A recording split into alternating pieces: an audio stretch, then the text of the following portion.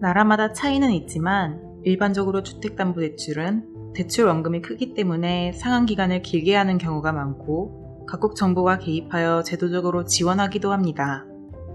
그런데 최근 전 세계적으로 주택 가격이 상승하면서 원리금 상환 부담이 증가하고 기대 수명과 은퇴 연령이 증가하면서 주택담보대출의 만기도 연장되는 흐름을 보이고 있는데요. 이러한 추세에 따라 우리나라도 지난 7월 1일 청년과 신혼부부 등 주택 실수요층을 대상으로 만기가 최장 40년에 이르며 담보로 제공할 수 있는 주택 가격이 각각 6억 원과 9억 원으로 제한되는 보금자리론과 적격대출을 시범적으로 출시하였습니다.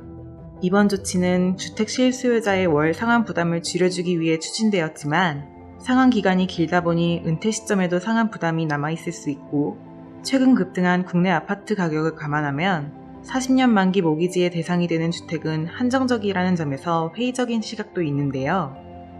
따라서 이러한 초장기 모기지 상품을 제공할 때는 상환 기간이 길어질수록 월 상환 부담은 줄지만 총 상환 부담은 증가한다는 점을 명확하게 전달하여 소비자들이 합리적인 선택을 할 수 있도록 해야 할 것입니다. 또한 재원을 확충하여 40년 만기 모기지 대상주택 범위를 무작정 늘릴 경우 그 대상주택의 수요를 자극하여 주택시장 안정에 부정적인 영향을 미칠 수 있다는 점을 알릴 필요도 있습니다. 한편 초장기 모기지 상품을 제공하는 기관은 미래의 금리 변동에 대한 중장기적 위험 관리에 최선을 다할 뿐 아니라 나아가 주택 소비자의 생애주기 재무관리가 가능하도록 월 납입 부담은 낮되 은퇴 연령 이전에 맞추어 상환이 종료되는 상품을 설계하는 방안도 검토해야 할 것입니다.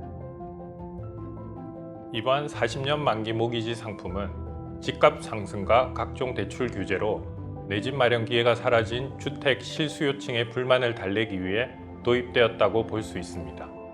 하지만 주택담보대출 수요 또한 확대하여 사전적으로 안전핀이 제대로 마련되어 있지 않는다면 가계부채 문제를 더 악화시킬 수도 있는데요.